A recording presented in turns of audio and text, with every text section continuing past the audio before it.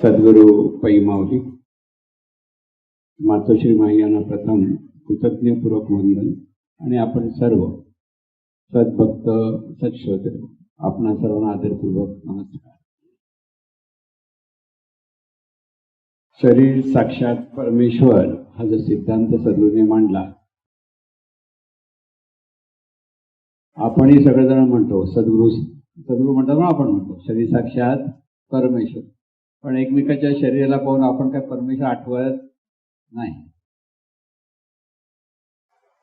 म्हणजे बऱ्याच वेळेला हे जे ज्ञान आहे सद्गुरूंचं ते आत्मसात करायला किती कठीण आहे हे आपल्या लक्षात येईल. की साधं सोपं सांगितलं, शरीर साक्षात परमेश्वर असं एकदा ग्रंथदिंडीला गेल्यानंतर एक गुजराती इसम होते, असे ग्रस्त होते. तर त्यांनी आपल्या नामधारकांना विचारलं, अरे परमेश्वराचं वर्णन म्हटलं की ते अनंत स्वरूप आहे, अदृश्य आहे, अव्यक्त आहे असं वर्णन आहे आणि शरीर त्याच्या विरोधात आहे. मग हे कसं काय परमेश्वर कसं काय असू शकतं? म्हणजे परंपरेने जेव्हा आपण म्हणतो की परमेश्वरी शक्ती ही अनंत स्वरूप आहे आणि शरीर पण परमेश्वर आहे म्हणतो, मग यातला फरक काय आहे असं त्यांनी मग ते माझ्याकडे आला होता प्रश्न त्यावेळेला. तर इथे एक महत्त्वाचा मुद्दा लक्षात ठेवायचा की हे वाक्य जे व्यवस्थित समजून घेतलं पाहिजे की शरीर साक्षात परमेश्वर म्हणताना साक्षात म्हणजे डोळ्यांना दिसणारा परमेश्वर लक्षात घ्या. परमेश्वर मूळ स्वरूप डोळ्याला दिसू शकत नाही, पाहू शकत नाही. आपण परमेश्वराला कधीच पाहू शकणार नाही, कारण ते अदृश्य आहे, अव्यक्त आहे, अनंत आहे आणि त्यामुळे आपल्या पंच ज्ञानेंद्रियांची ती कपॅसिटी नाही, कुवत नाही पाहण्याची, कळत नाही. त्यामुळे डोळ्याला दिसणारा हा परमेश्वर म्हणजे शरीर असं जेव्हा सांगितलं त्याचा अर्थ आपल्याला व्यवस्थित समजून घेता आला. आता इथे परमेश्वर म्हटल्यानंतर दुसरं परमेश्वर म्हणजे नेमकं काय हे कळलं. इथे परमेश्वर म्हणजे जे चैतन्य स्वरूप अदृश्य अव्यक्त आहे. परमेश्वर म्हणजे चैतन्य शक्ती. म्हणजे एक एक अर्थ जर आपल्याला लक्षात आलं की सद्गुरू काय म्हणतात आपल्याला लक्षात की अनंत स्वरूप जी चैतन्य शक्ती आहे जी मुळात निर्गुण निराकार आहे. म्हणजे निर्गुण निराकाराचा सरळ अर्थ आपल्याला समजून घ्यायचा असेल तर आपली गाढ झोप जी आपली अवस्था आहे ती निर्गुण निराकार स्वरूपाची अवस्था. तर तिथे काय आहे काही नाही काही कळत नाही, पण आपण असतो ना की नसतो? असतो. म्हणजे गाढ झोपेत जसे आपण असतो तशी अवस्था म्हणजे परमेश्वर म्हणजे चैतन्य स्वरूपाची मूळ अवस्था आहे, मूळ स्वरूप. आणि नेहमी सांगितलं जातं की ब्रह्मांडी ती पिंडी, म्हणजे जे ब्रह्मांडामध्ये आहे तेच पिंडामध्ये, पिंडीमध्ये म्हणजे शरीरामध्ये. आता दुसरा अर्थ इथे लक्षात घ्यायचा की जे चैतन्य स्वरूप आहे ते मूळ स्वरूप अव्यक्त, अदृश्य, अनंत आहे. हे सगळं जे वर्णन आहे ते बरोबरच आहे, त्याच्यात काही नाही, ते त्याचं मूळ स्वरूप आहे. पण ह्याच मूळ स्वरूपातून सर्व विश्व प्रगट झालं. आता सर्व विश्व प्रगट झालं म्हणजे संपूर्ण विश्व सुद्धा त्या चैतन्य स्वरूपातून निर्माण झालंय आणि चैतन्य स्वरूपातून निर्माण झाल्यामुळे सगळे चैतन्य स्वरूपाची जे मूळ स्वरूप आहे ते सगळे जे गुण आहेत त्या गुणांपैकी काही विशिष्ट घेऊन एक एक रूप प्रगट झालेले आहे, म्हणून त्याला आपण व्यवस्था रूप म्हणतो. म्हणजे विश्व हे व्यवस्था रूप चैतन्य स्वरूप आहे आणि मूळ स्वरूप आहे ते चैतन्य स्वरूप आहे. फरक कळला सगळ्यांना? म्हणून सगळं रूप फक्त आपलं शरीर असं नाही म्हणत. आता इथे आपण म्हणतो आकाश तत्व आलं, वायू तत्व आलं, तेज तत्व आलं, जलतत्व आलं, पृथ्वी तत्व आलं. म्हणजे ह्या विश्वामध्ये ह्या पंचमहातत्वाचे निरनिराळे आकार आहेत. म्हणजे सगळे शरीर म्हणजे काय, पंचमहातत्वाचे निरनिराळे आकार आहेत हे सगळे. आणि हे सगळे आकार ह्या परमेश्वरी शक्तीतूनच निर्माण झाले. म्हणजे समुद्राच्या वरती जेवढ्या लाटा निर्माण होतात ते सगळे समुद्राची रूप आहेत. लाटा म्हणजे एक एक रूप आहे समुद्राचं. मग समुद्राचं स्वरूप काय आहे? पाणी. लाटेचं स्वरूप काय आहे? पाणी. दोन्हीकडे लक्षात ठेवायचं, दोन्ही पाणीच आहे. स्वरूपाच्या अपेक्षेत पाहिलं तर समुद्र काय लाट काय फरक काहीच नाही. पण समुद्र आणि लाट दोन गोष्टी पाहिल्या तर समुद्राचं जे अथांगपणा आहे आणि त्याच्यापुढे लाट ही एवढीशी दिसते, फोर्स निर्माण होतो म्हणजे स्फुरण होतं आणि परत लय पावतो. तसं ह्या ब्रह्मांडामध्ये म्हणजे ही सगळी आपण जेव्हा म्हणतो ग्रहतारे आहेत अवकाशामध्ये जे जे आहे आणि परत त्याच्यातून हे आकाश तत्व वगैरे पंचमहातत्व आली, त्याच्यातून चर जगत आलं म्हणजे पशु पक्षी वनस्पती जलचर सर्व काही जे जे आलं ते कीटक पासून सगळं आणि माणसं सुद्धा. अचर जगत म्हटलं की डोंगर दर्या नदी नाले समुद्र खनिज द्रव्य हे सर्व सर्व जे जे आहे ती एकाच चैतन्य स्वरूपातून निर्माण झालेली विशिष्ट नियमाने प्रगट झालेली चैतन्य स्वरूपाची रूपच आहे. म्हणजे विश्व परते सारावे मग माते पाहावे ऐसा तुम्ही नोहे आघवे सकटचे असं जे संत सांगतात अभंगामध्ये की विश्वाला बाजूला करून मला पाहता येईल तसं मी नाही, कारण त्याला पाहता येणार नाही. विश्वासकट मी आहे. आता विश्वासकट मी याचा अर्थ काय की विश्व हा माझा विस्तार आहे आणि माझे सर्व अंग आहे. एक एक अर्थ जर आपण समजून घेतलं तर आपल्या लक्षात येईल की एका चैतन्य स्वरूपातून ही जी विविध अंग निर्माण झालेली आहेत ते सर्वत्र चैतन्य स्वरूपच आहे. म्हणजे आपण जो परमेश्वर परमेश्वर म्हणतो त्याचा अर्थ चैतन्य स्वरूप. परमेश्वर म्हटलं की आपल्या डोक्यामध्ये निरनिराळे रूप येतात, म्हणजे देवांची रूप आपण म्हणतो ना, की मग गणपती आला, विष्णू आला, शंकर आला. इथे चैतन्य स्वरूप म्हणजे चैतन्य शक्ती हे लक्षात घ्या. इथे बाकी रूप काहीच नाही. काय परमेश्वराच्या मूळ स्वरूपाकडे एक रूप नाहीये म्हणून ते निराकार आहे. कोणताही विशिष्ट गुण म्हणता येत तर तो गुण नाहीये म्हणून ते निर्गुण आहे. निर्गुण आणि निराकार हे त्याचं वर्णन आहे. आणि अनंत हे चैतन्य म्हणजे परमेश्वर खरा असा आहे मूळ स्वरूप, पण त्याच मूळ स्वरूपातून हे विश्व प्रगट झालं आणि त्यामुळे प्रत्येक विश्वरूपामध्ये ते चैतन्य स्वरूपच आहे. जसं प्रत्येक लाटेमध्ये पाणी आहे किंवा सूर्याच्या प्रत्येक किरणामध्ये प्रकाशच आहे. किरण म्हणजे काय? प्रकाश आहे. आणि सूर्य म्हणजे काय? प्रकाश आहे. दोघांचं स्वरूप एकच.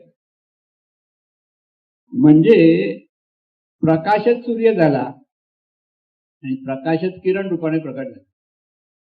तसं आपण सर्व एका चैतन्य स्वरूपाची विविध रूप आहोत किंवा विविध स्फुरण आहोत. दुसऱ्या भाषेत म्हणा स्फूर्त ते चैतन्य स्वतः ठिकाणी स्फुरलं आणि सगुण साकार रूपाने प्रगट झालं. म्हणजे विश्व हे चैतन्य स्वरूपाचं सगुण साकार रूप आहे.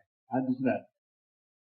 म्हणून संत सांगतात विश्वाला बाजूला करून मला पाहायचा विचार कराल तर कधीही मी दिसणार नाही, पण प्रत्येक रूपामध्ये मीच आहे. मीच म्हणजे हे चैतन्य स्वरूपाचं आहे हे जर लक्षात गेलं की तुम्ही चैतन्य स्वरूपाला पाहाल.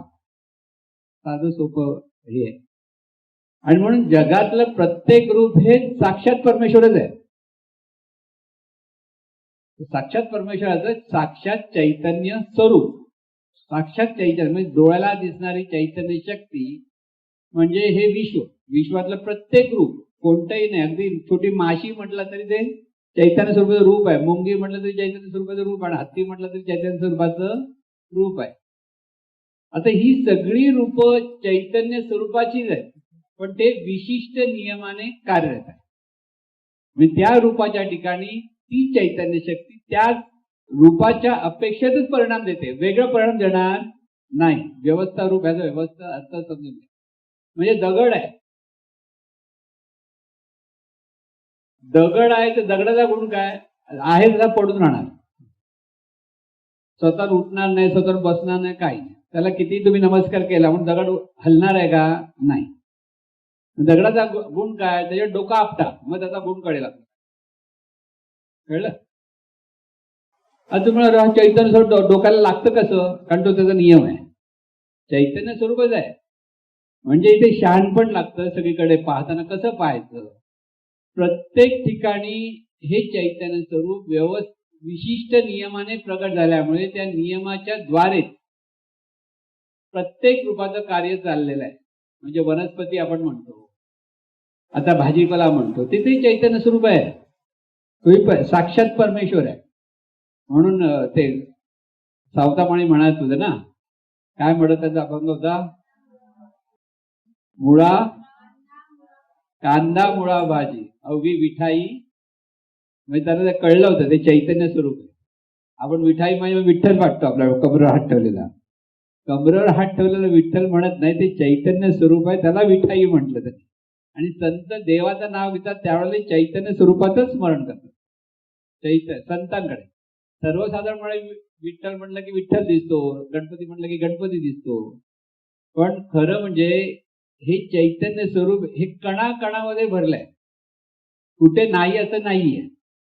म्हणून रूप म्हटलं की त्याला तसं भरता येणार नाही. पण जे निराकार असं जे स्वरूप आहे ते सगळे कणाकणामध्ये आहे. म्हणजे कुठे आता इथे आहे, परमेश्वर इथेच आहे असं आपण म्हणतो ना, त्याचा अर्थ काय, इथे चैतन्य स्वरूप आहे. प्रत्येक रूपाच्या ठिकाणी चैतन्य स्वरूपच आहे.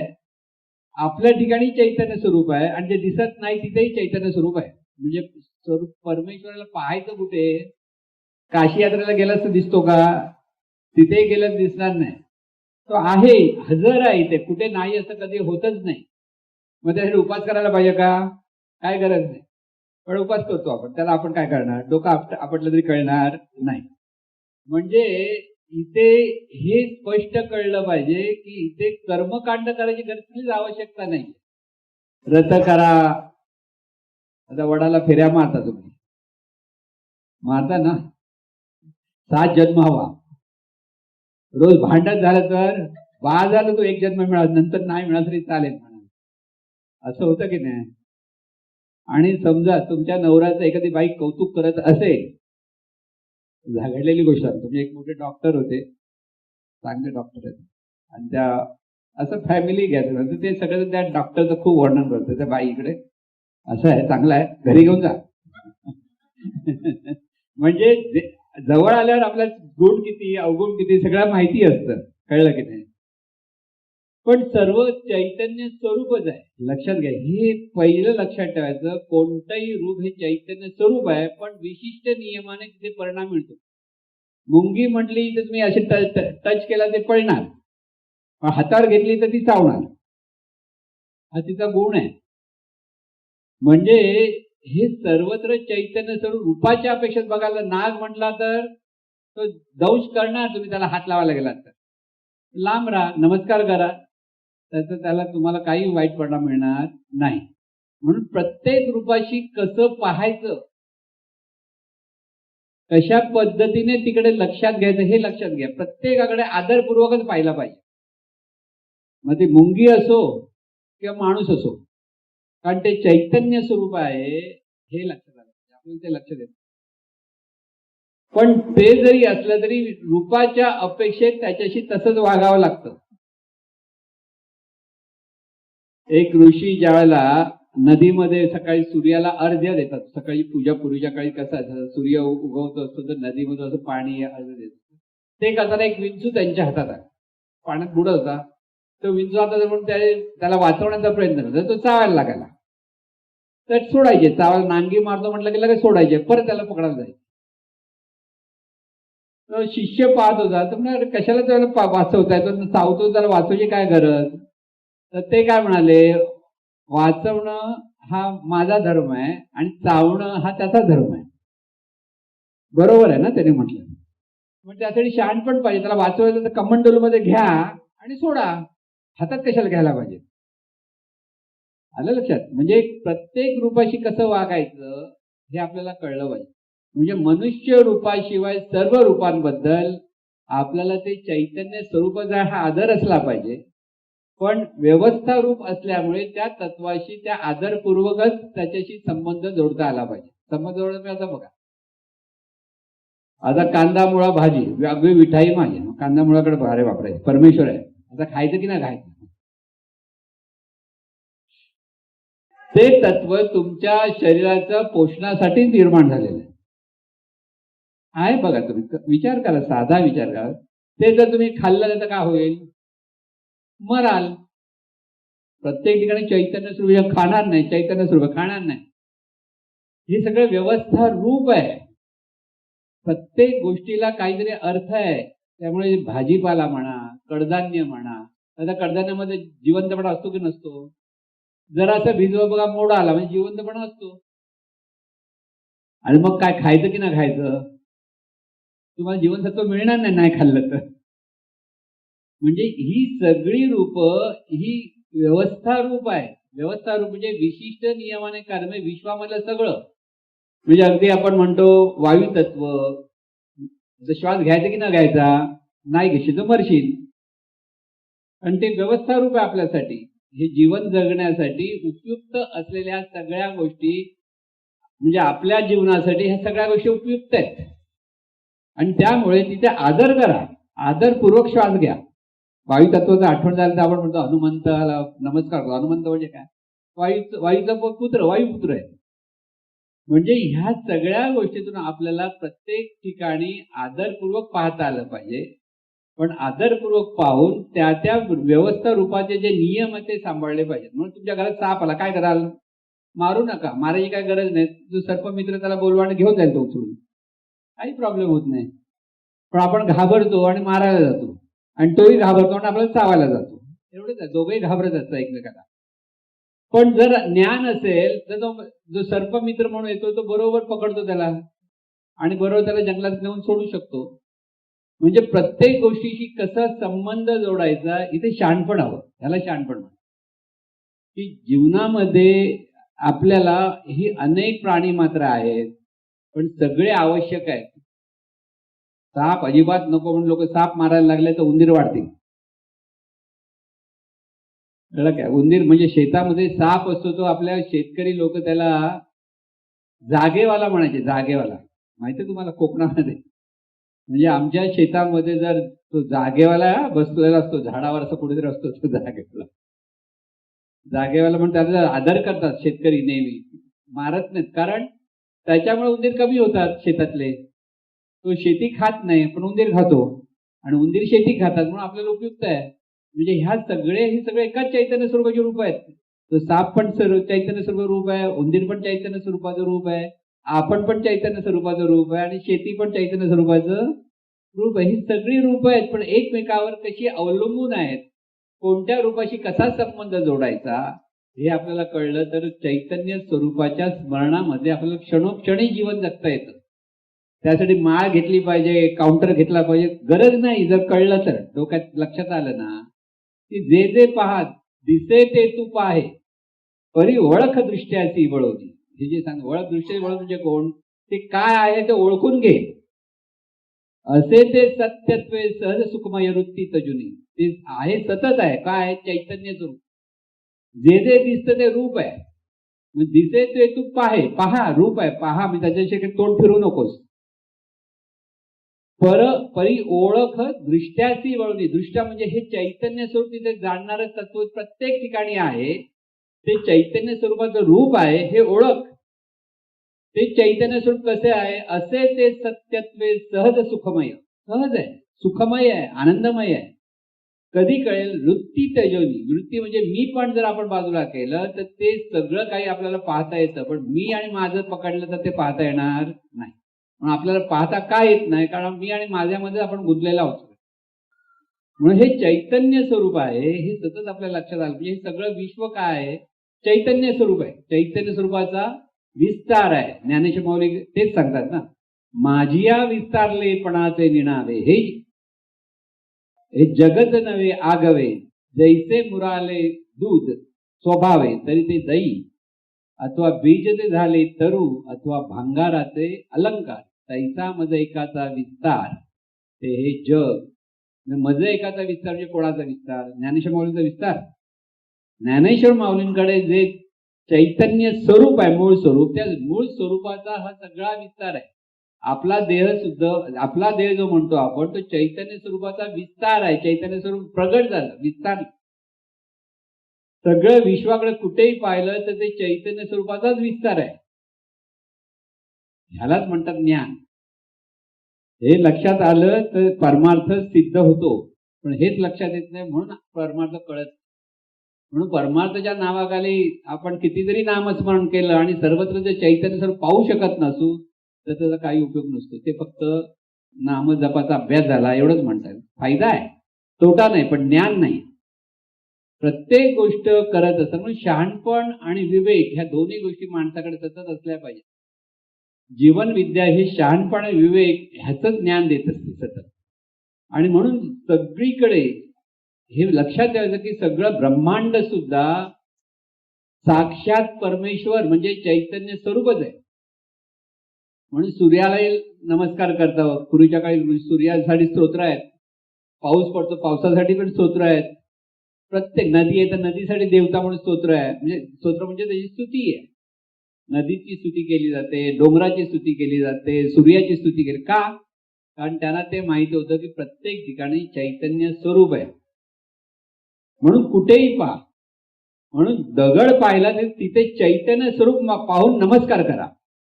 दगडाकडे पाहायचं नाही असं नाही आहे. तुम्हाला स्मरण कोणाचं व्हायला पाहिजे? आपण चैतन्य स्वरूपाला नमस्कार करतो हे स्मरण असलं पाहिजे. म्हणून मूर्ती पूजेमध्ये आपण देवाला नमस्कार करतो, दगडाला नमस्कार करत नाही. मूर्तीला नमस्कार करताना त्या ठिकाणी असलेल्या त्या चैतन्य स्वरूपाला नमस्कार करतो. आणि म्हणून ज्ञानेश्वर एका अभंगामध्ये हेच सांगतात की महत्वाचा जो सुंदर असा अभंग आहे तो, तू मन हे मीची करी. मीची करी म्हणजे हे चैतन्य स्वरूपच आहे. ह्या भावामध्ये तू सगळीकडे पहा. मन हे मीची करी माझी भजनी प्रेमधरी. माझी म्हणजे ह्या चैतन्य स्वरूपाच्या स्मरणामध्ये सतत तू चिंतन कर. माझी भजनी, भजन म्हणजे चिंतन कर प्रेमधरी. आणि त्या अत्यंत प्रेम भावाने ते सतत स्मरण कर की हे अनंत स्वरूपच आहे, दिव्य स्वरूपच आहे, परमेश्वरी शक्तीच आहे. तू मन हे मीची करी माझी भजनी प्रेम धरी. सर्वत्र नमस्कारी मज एका ते. सर्वत्र कुठेही पाशी तिथे नमस्कार कर. नमस्कार कर म्हणजे स्वीकार कर. स्वीकार सर्व प्रत्येक ठिकाणी हे चैतन्य स्वरूपच आहे. विशिष्ट रूपाने जरी असलं, त्याचे विशिष्ट नियम जरी असले तरी तिथे आपल्याला पहिला नमस्कार हा करावा आणि केलाच पाहिजे. म्हणून जेवताना प्रथम देवाचं स्मरण करा आणि मग जेवा. देवाचं स्मरण म्हणजे काय? हे सर्व चैतन्य स्वरूपाचं रूप आहे. आपणही चैतन्य स्वरूपाचं रूप आहोत आणि म्हणून तिथे नमस्कार करायचा असतो आणि मग अन्न ग्रहण करायचं असतं. म्हणून अन्नपूर्ण ब्रह्म असं बोलतात ना सगळं. अन्नपूर्ण ब्रह्म म्हणजे काय? चैतन्य स्वरूप आहे अन्न सुद्धा. म्हणून आता तुम्ही चैतन्य स्वरूप खातं का? होय होय म्हणायचं का? कारण आपण सुद्धा चैतन्य, आपण चैतन्य म्हणजे हे शरीर चैतन्य स्वरूप आहे. भाजी म्हणा, वरण म्हणा, काही जे जे कराल जेवणासाठी ते सगळं चैतन्य स्वरूपाचं रूप आहे. आता ह्या चैतन्य स्वरूपातून शरीररूपी चैतन्य स्वरूपाला जे अन्न मिळतं त्यामुळे शरीराचं पोषण होतं. त्या चैतन्य स्वरूपाला पुण्य मिळतं आणि ह्या शरीराचं पोषण होतं. लक्षात घ्या काय काय म्हणतो मी. एक एक गोष्ट तुमच्या लक्षात घ्या. हे सगळं असं कसं चाललंय? आपल्याला हे सगळं असं समजून जर घेता आलं तर परमेश्वराचं अखंड स्मरण आपल्याला होऊ शकतं. पण ते अखंड स्मरण हे म्हणून सर्वत्र नमस्कारी मज एकाच. मीच एक सर्व रूपाने प्रगट आहे हे सतत स्मरण असलं पाहिजे. जर आपल्याला सर्वत्र नमस्कारी मज येतात तर कोणाशी भांडण करण्याची इच्छा होणार नाही. बघा तुम्ही आता सर्व रूपांकडे पाहिलं तर तिथे चैतन्य स्वरूप. आता माणसांकडे पहा. माणूस माणसाकडे पाहायचं कसं पाहायचं? तर चैतन्य स्वरूपाचं रूप आहे. शरीर साक्षात परमेश्वर ह्या ठिकाणी हेच तर सद्गुरूंना सांगायचं आहे. प्रत्येक रूप हे चैतन्य स्वरूपाचंच रूप आहे. तिथे चैतन्य स्वरूपच आहे हा बोध प्रत्येकाला व्हायला पाहिजे. म्हणून त्या गुजराती इस्माने मला विचारलं जेव्हा ते अनंत स्वरूप हे असं कसं? तर मग डोळ्याला दिसण्यासाठी जे आकाराला आलेलं स्वरूप आहे त्याला रूप म्हणतात. रूप कशाला म्हणायचं? विशिष्ट नियमाने स्वरूप जेव्हा प्रगट होतं त्या प्रगट झालेल्या चैतन्य स्वरूपाला रूप म्हणतो. काय म्हणायचं आता उद्देश कळेल. पीठ आहे, मुळात पीठ आहे, तांदळाचं पीठ किंवा कसलंही पीठ. त्याचा गोळा केला, तेल बिल टाकून तुम्ही मळता, पिठाचा गोळा झाला. पिठाच्या गोळ्यातून काही गोळ्यातून पुऱ्या बनवल्या, काहीतून चपाती बनवली, काहीतरी आणखी गोड पदार्थ बनवला. शेवटी सगळीकडे काय आहे? एकच तत्व आहे. प्रत्येक नियमाने काय काय मिक्स केल्यामुळे त्याची चव वगैरे वेगळी वेगळी झाली. कधी तिखट पुरी बनवली, कधी गोड पुरी बनवली, सगळं होतं ना. तसं आपण सगळेजण त्या चैतन्य स्वरूपाची निर्मिती आहोत. प्रत्येक रूप हे चैतन्य स्वरूपाचं अंग आहे. आपण अंग म्हणतो. अंग कसं की हे शरीर आहे, पाय हे आपलं रूप आहे की अंग आहे? शरीराचं अंग पाय आहे, शरीराचं अंग हात आहे, शरीराचं अंग डोळे आहेत, शरीराचं अंग कान आहे. मग ते रूप नाहीये तर ते त्याचं अभिन्न अंग आहे. तसे आपण चैतन्य स्वरूपाचं अभिन्न अंग आहोत. एक एक गोष्ट आपल्या लक्षात यायला लागली की शरीर साक्षात परमेश्वर हा मुद्दा लक्षात घ्यायचा का? कारण ते डोळ्याला दिसणारं चैतन्य आहे आणि प्रत्येक रूप हे डोळ्याला दिसणारं चैतन्य असल्यामुळे तिथे नमस्कारच केला पाहिजे. तिथे मग आपण उलट बघतो, कोण कसा आहे, चांगला किंवा वाईट, दुर्गुण दिसतात आपल्याकडे, चांगले गुण फार कमी दिसतात लोकांचे. तो असा वागतो, तो तसा बोलतो, तो तसा करतो, हे जे आपण सांगत असतो ना, तिथे आपण परमेश्वराची प्रतारणा करतो हे आपल्या लक्षात येत नाही. म्हणून तुम्ही एक तास पूजा करता आणि बाहेर येऊन सगळ्यांची भांडत असाल की ह्याला नाव ठेवता, त्याला नाव ठेवता, म्हणजे नेमकं काय करता? परमेश्वराला नाव ठेवतं. म्हणून कोणाला नाव ठेवायच्या भानगडीत पडायचं नाही.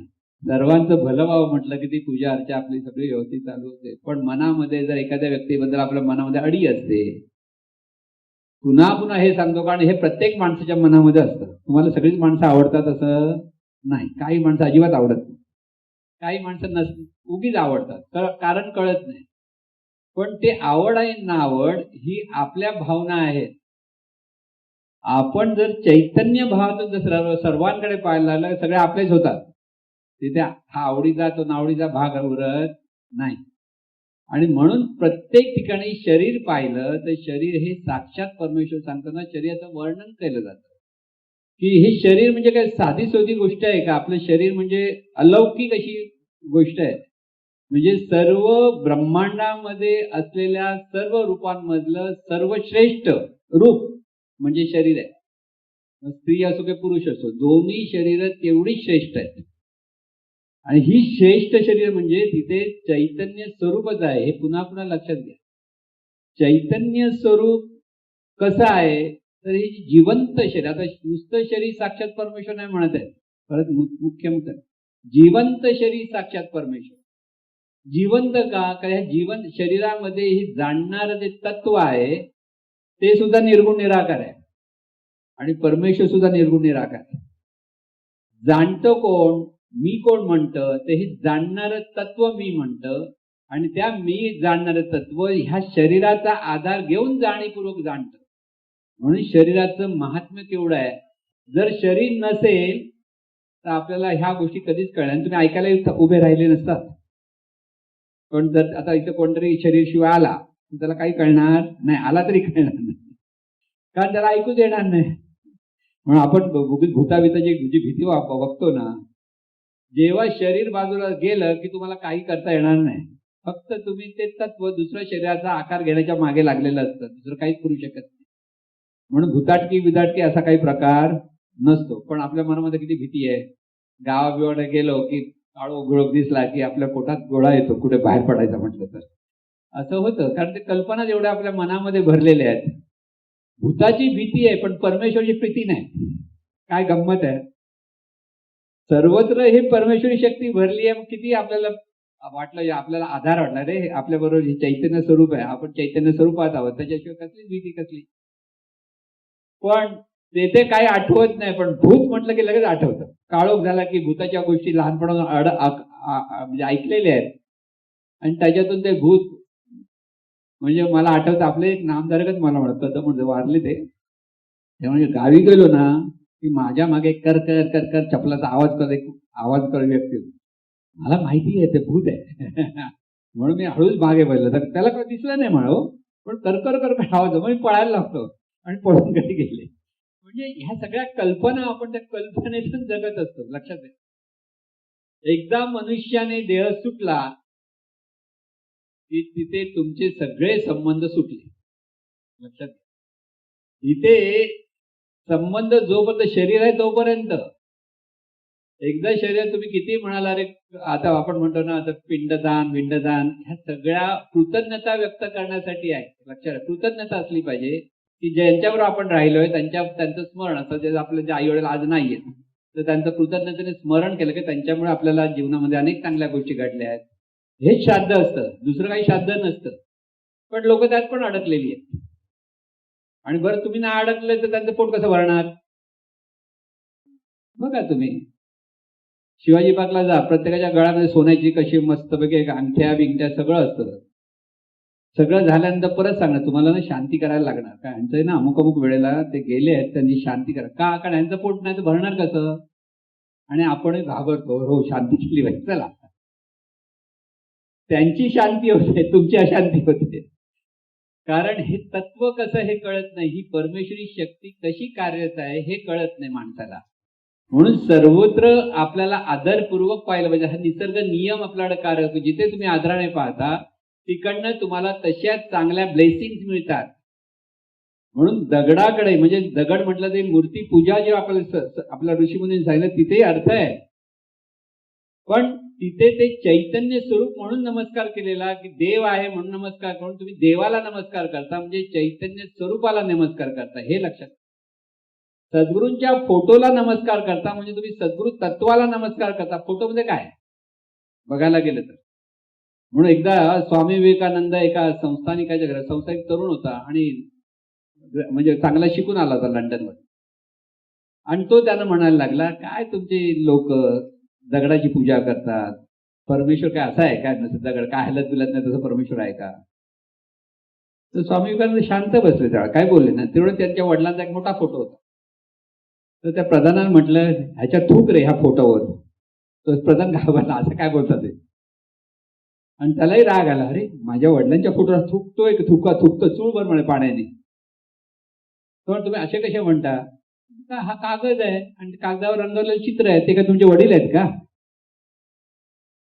पण तुम्हाला त्यांचं चित्र पाहून स्मरण होतं म्हणून तुम्हाला आदर वाटतो. लक्षात आहे मी काय म्हणतोय. तसं मूर्ती दगडाची आहे, लोखंडाची आहे, मातीची आहे, शाडूची आहे, प्लास्टर ऑफ पॅरिसची आहे. त्या मूर्तीकडे नाहीये. आपण त्या ठिकाणी असलेल्या त्या चैतन्य स्वरूपाचं स्मरण करण्यासाठी ह्या सगळ्या व्यवस्था आहेत हे लक्षात घेतात. तिथे नमस्कार केला, तिथे कृतज्ञ नमस्कार केला. म्हणून हे सर्वत्र परमेश्वरी शक्ती आहे, सर्वत्र चैतन्य स्वरूप आहे. पण आपल्या जवळ जे असतात ते सुद्धा चैतन्य स्वरूपच आहे. आपण ज्यांच्या बरोबर राहतो आहोत, संबंध आपला प्रत्येकाशी, त्या प्रत्येकाचा आपण एकमेकाला जो आदर देतो, प्रेम देतो, कृतज्ञता व्यक्त करतो, ही सुद्धा परमेश्वराचीच उपासना आहे. म्हणून शरीर साक्षात परमेश्वर म्हणताना आपल्याला माणसाने माणसाबरोबर माणसासारखं वागून परस्परांना सुखी करणं हीच परमेश्वराची पूजा आहे.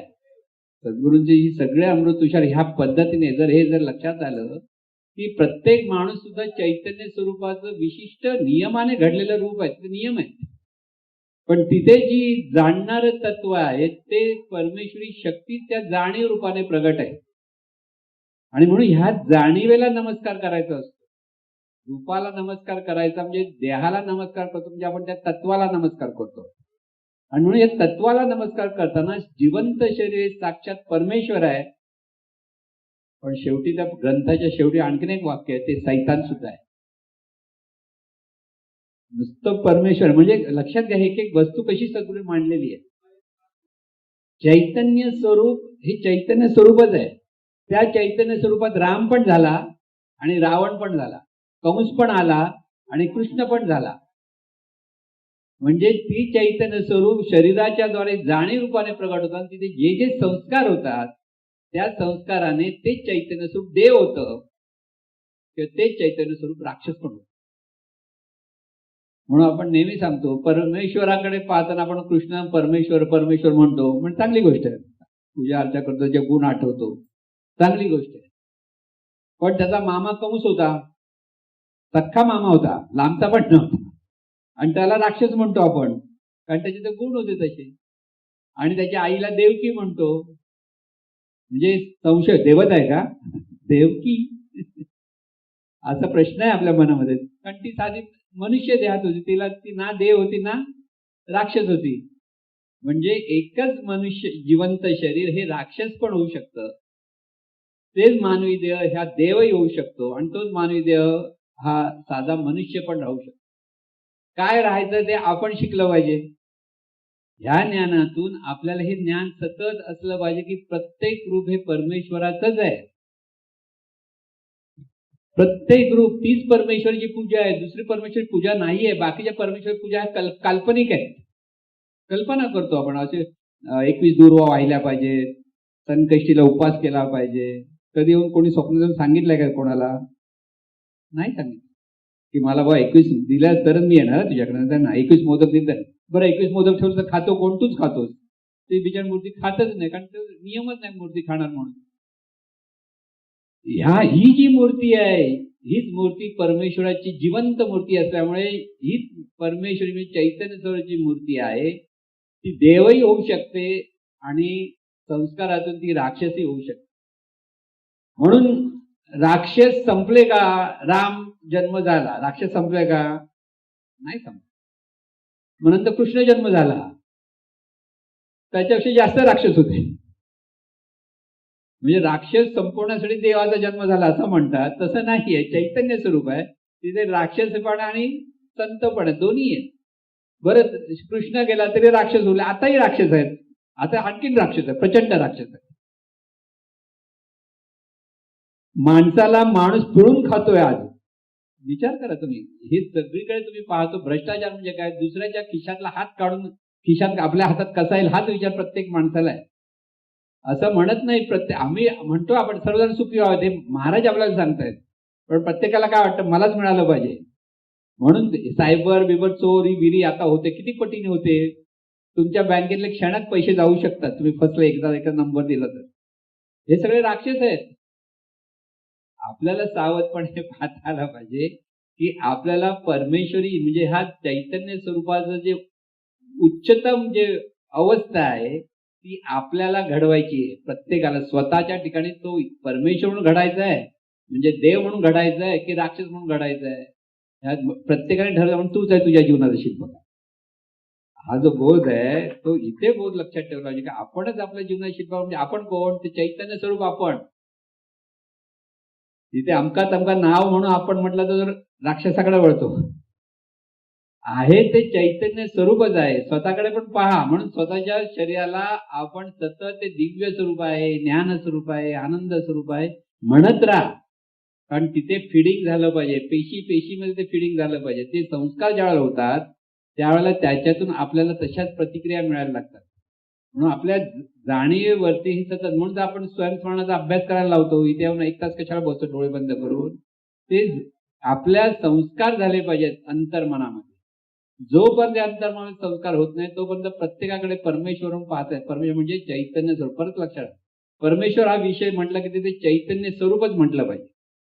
म्हणून मुळात चैतन्य स्वरूप दिव्यच आहे, पण शरीर रूपाने मनुष्य देहाच्या रूपाने प्रगट होताना तिथे ते एक साधं चैतन्य स्वरूप आहे, ते जीवभावात येतं.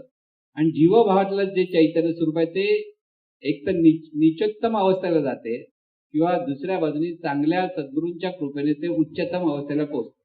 कुठे जायचं हे ज्याच्या त्याच्या त्या जाणीवेने ठरवायचंय. ते ठरवण्यासाठी पुन्हा दृष्टी अशीच असते की प्रत्येक रूपामध्ये ईश्वरी शक्ती. म्हणून सर्वत्र हे अनंत स्वरूपच आहे. सब भूमी गोपाल की सांगताय. त्याचा अर्थ काय? सर्व प्रत्येक रूपामध्ये गोपाल म्हणजे चैतन्य स्वरूप. नाव देवाची किती दिली तरी लक्षात आलं पाहिजे चैतन्य. म्हणून खरा परमेश्वर कळायचा असेल तर असंच कळला पाहिजे, कल्पनेतून भावनेतून काहीतरी ऐकतोय आणि तसा तो परमेश्वर आहे. त्याचे चांगले वाईट परिणाम मिळतात, नाही असं नाही, पण खरं जर ज्ञान पाहिजे असेल तर सद्गुरूंनी आपल्याला सांगितलंय की परमेश्वर म्हणजे चैतन्याचा विराट सागर. म्हणजे काय? जसा सागर आहे तसे हे सगळीकडे आता आपल्या आजूबाजूला चैतन्य स्वरूपच आहे. दिसला नाही तरी ते आहे, आणि समोर दिसतं ते त्या रूपातून ते चैतन्य स्वरूपच आहे. म्हणून प्रत्येक रूपाला नमस्कार करा म्हटलं. ज्ञानेश्वर म्हणतात ना, सर्वत्र नमस्कारी मज एकाचे. म्हणजे तो अभंग इतका सुंदर आहे की तू मन हे मीची करी माझी हे भजनी प्रेम धरी सर्वत्र नमस्कारी मज एकाच माझेनी अनुसंधाने देई. म्हणजे सतत ते अनुसंधान पाहिजे. प्रत्येक ठिकाणी बघताना चैतन्य स्वरूपाचं अखंड स्मरण पाहिजे. माझेनी अनुसंधान दे. संकल्प जाण निषेक. संकल्प काय मी अमुक तमुक आहे हे जाळून टाक. म्हणजे बाजूला करून टाक. तिथे अडकू नकोस. मी अमुक आहे, मला असा मान दिला पाहिजे, मला असं कौतुक केलं पाहिजे, मला असा फायदा झाला, जे आपल्याला वाटतं ते बाजूला करा. माझं माझं काहीच नाहीये, आहे ते सर्व चैतन्य स्वरूपाचं आहे. म्हणून तू मन हे मीची करी माझी हे भजनी प्रेम धरी सर्वत्र नमस्कारी मज एकाचे माझी अनुसंधाने देख संकल्प जाळ निषेक मध्याजी चोख याची नाव. हेच माझं यजन आहे, हेच माझं पूजन आहे. ऐसा मी या आती लावसी माझ्याची स्वरूपा पावसी हे अंतःकरणीचे तुझं पासी बोली जाते. ज्ञानेश्वर माऊली अंतःकरण पूर्वक सांगतात, म्हणतात बरोबर नाही की हे सत्य जेव्हा माणसाला कळेल तेव्हा त्याला परमेश्वर कळला, तोपर्यंत कळलेला नाही. म्हणून महाराज म्हणतात ज्या दिवशी माणसाला परमेश्वर कळेल त्या दिवशी सगळ्या जगामध्ये सुख शांती नांदेल. प्रत्येक मनुष्याला ते कळलं पाहिजे. म्हणून हे जे गुह्य गुह्य म्हणून लपवण्यात काही अर्थ नसतो. हे प्रत्येक मनुष्याला हे चैतन्य स्वरूप कसं आपल्या ठिकाणी कार्यरत आहे, इतरांच्या ठिकाणी कसं कार्यरत आहे, तिथे आपल्याला कसं त्या चैतन्य भावातून पाहता आलं पाहिजे. हे ज्या दिवशी कळलं त्या दिवशी आपल्याला कोणाबरोबर भांडावं वाटत नाही, कोणाबद्दल वाईट विचार येत नाही, तर सर्व सुखी व्हावेत हेच वाटतं. म्हणून तर सर्व संत शेवटी हे ज्ञान झाल्यावर काय म्हणतात, सर्व सुखी सर्व भूती संपूर्ण होईल. म्हणून शरीर साक्षात परमेश्वर हा एकच आधार एवढ्यासाठी दिला की पूर्वी शरीराला वाईट दूषणं दिली. अरे शरीर आहे म्हणून ज्ञान आहे, ना ते ज्ञान कुठून मिळणार. शरीर आहे म्हणून आनंद नेमका कळतो, नाही तर आनंद गाढ झोपेतला आनंद कळतो का आपल्याला, नाही कळत. उठल्यानंतर आनंद कळतो.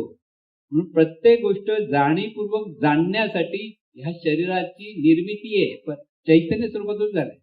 आपण जाणीवपूर्वक जाणतो, त्यामुळे तर सगळं योग्य अयोग्य चांगलं वाईट हे सगळं त्या पद्धतीने समजून घेत असतो.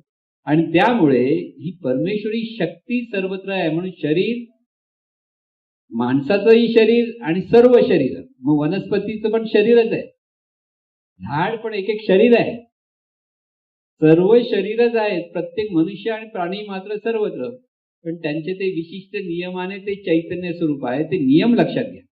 त्याच्याशी त्या नियमाच्या द्वारे आपल्याला संबंध जोडता आला पाहिजे. आणि तिथे आपल्याला ते चैतन्य भावातून पाहता आलं तर तुम्ही त्या चैतन्य स्वरूपात जे कराल ती परमेश्वराची पूजा. पण माझी अनुसंधाने दे म्हणजे काय, सतत तुला चिंतन पाहिजे. आहे ते चैतन्य स्वरूपच आहे. आणि त्या भावातून महाराज एकदा प्रवचन म्हणा, त्या भावातून समोरच्या कानाखाली चढवली तरी चालेल, पण चढवू नका. चैतन्य भावात असाल तुम्ही कानाखाली चढवली काय होईल, काय नाही होणार. पण चैतन्य भावात आहात की नाही पहिले समजून घ्या. म्हणजे कसं चैतन्य भाव म्हणजे चढवायला जायचं नाही कानाखाली. आपण प्रयोग करूया, प्रयोग करून चालणार नाही. तुमच्या कानाखाली दुसरी वाजेल ते तुम्हाला. त्यामुळे सर्वात भलं व्हावं हाच विचार पाहिजे की इथे सतत प्रत्येक सुखी व्हावा, प्रत्येकाला आनंद मिळावा हेच पाहिजे. कोणी चांगली प्रगती केली, अरे आता आणखीच प्रगती होऊ दे, वाटलं कौतुक वाटलं पाहिजे. आपल्या मनामध्ये द्वेष येता का म्हणा, असं कसं काय झालंय आणि काय लफडी केली, कसं काय त्याला पैसे मिळाले, एवढे मिळाले मिळू दे त्याला, त्याच्यासाठी आपण अडकायचं नाही. म्हणून प्रत्येक शरीर, मग कोणाचंही शरीर असो, ते परमेश्वराचं म्हणजे चैतन्य स्वरूपाचं रूपच आहे. म्हणून जिवंत शरीर हा शब्द नेहमी लक्षात ठेवा. ते जिवंत शरीर जर संस्काराने देव होऊ शकतं आणि ते जिवंत शरीर संस्कारातून राक्षसही होऊ शकतं. म्हणून सावध राहा, दोन्ही बाजूने सावध आहे. नुसतं एकाच बाजूने सांगितलं तर लोक गडबड करतील सगळे, कळलं ना. बॅलन्स केला, जीवन हे बॅलन्स करण्यामध्ये बॅलन्सिंग केलं तर आपल्याला जीवन आनंदाने जगतात. कोणी वाईट नाही, कोणी चांगला नाही, सगळे चैतन्य स्वरूप आहे. कोणाच्या वाईटपणाकडे पाहू नका आणि आपल्याकडे वाईटपणा आणू नका. तर सर्वांचं भलं व्हावं, कल्याण व्हावं हाच एकच विचार जेव्हा आपण पुन्हा पुन्हा धरायला लागतो तेव्हा हे सगळं. आणि हे सोपं कुठे करा, माणसाने माणसाबरोबर माणसासारखं वागलं पाहिजे. आपण सर्वांशी माणसासारखं वागत नाही, तिथे भेदभाव करतोच कुठेतरी. पूर्वी जातीच्या नावाखाली भेदभाव केलाय, धर्माच्या नावाने भेदभाव केलाय, निन्या ठिकाणी आपण भेदभाव करत करत फिरतो आणि तिथे आपण सगळं आपलं गणित चुकतं. परमेश्वरची भक्तीच ते होत. म्हणून खरी परमेश्वरी भक्ती ही प्रत्येक शरीराचा आदर करण्यात आहे, प्रत्येकाला नमस्कार करण्यात, मनापासून नमस्कार म्हणजे आदरपूर्वक स्वीकार. जेव्हा आपण नमस्कार करतो म्हणजे काय, समोरच्याचा आपण स्वीकार करतो, अरे तू चैतन्य स्वरूप आहे. म्हणून आपल्याकडे बरेच विठ्ठल विठ्ठल म्हणा, एकमेकाला बोल विठ्ठल विठ्ठल, त्याचा अर्थ खरा तो आहे, पण तो आपण लक्षात ठेवतो का? आपण नुसते बोलतो विठ्ठल विठ्ठल. बोनाला कोणी आपलं नाम जर घाला, हा विठ्ठल विठ्ठल, अरे विठ्ठल विठ्ठल म्हणजे नेमकं काय? तूही विठ्ठल मी विठ्ठल, दोन विठ्ठल आहेत ना. विठ्ठल विठ्ठल, तू चैतन्य स्वरूप मी चैतन्य स्वरूप, मग आनंदाने जग. म्हणून हे स्मरण आपल्याला असलं पाहिजे. म्हणून श्री साक्षात परमेश्वराचा हा एक वेगळ्या पद्धतीने तुम्हाला अर्थ समजतो. महाराजांनी आणखी सुंदर खूप सांगितलेलं आहे, पण आपल्याला हे स्मरण राहिलं पाहिजे. ह्याच्यातून प्रत्येकाकडे पाहताना ते चैतन्य स्वरूपच आहे हा बोध जेव्हा पहिल्यांदा तुम्हाला होईल आणि मग शरीर वाढ पाहायला लागाल तर संत व्हाल. ज्यावेळी हे सहज व्हायला लागलं की संत व्हाल. जोपर्यंत संत नाही होत आहे तोपर्यंत प्रयत्न करा. तर प्रत्येकाकडे पाहतो देवा तूच सर्व आहे, देवा तूच सर्व, देवा तूच सर्व. देव म्हणजे चैतन्य स्वरूप, दिव्य चैतन्य स्वरूप. दिव्यत्वाचं स्मरण कराल तर दिव्यत्व प्रगट होतं. म्हणून देवाचं स्मरण म्हणजे दिव्य स्वरूप, ज्ञान स्वरूप जे आपण म्हणतो, ते दिव्यत्वाचं स्मरण जितकं देता येतं तितकं ते आपल्या ठिकाणी तो चांगला परिणाम मिळायला लागतो. म्हणून आतापासून जिथे पाल देवा तूच आहे, देवा तूच आहे, देवा तूच, मनातून नमस्कार. असे मुद्दाम नमस्कार करायला जाऊ नका. काय होईल, लोक म्हणतील बरा होता काल, आज काय ह्याचं झालंय, सगळीकडे नमस्कार करतोय असं होतं. तुम्ही बघा कोण भेटला, अरे नमस्कार बघा, समोर कोण ओळखी नमस्कार नमस्कार, तर तो बघला हा कशाला नमस्कार करतो. पण त्यांना हे कळणार नाही तुमचा, तुम्ही मनातून नमस्कार. म्हणजे हे परमार्थ हा मनात असतो, प्रपंच हा जनात. सद्गुरूने आपलं सगळे सावध केलंय, पण आपण ते लक्षात ठेवत नाही. आणि हे जर आपण केलं तर आपलं जीवन आपण आनंदाने जगू शकतो. आणि म्हणून हे स्मरण सर्वांना हो अशी सद्गुरूचरणी प्रार्थना. हे ईश्वरा सर्वांना चांगली बुद्धी दे, आरोग्य दे, सर्वांना सुखात आनंदात ऐश्वर्यात ठेव, सर्वांचं भलं कर, कल्याण कर, रक्षण कर, आणि तुझे गोड नाम मुखात खंड राहू. सद्गुरुनाथ महाराज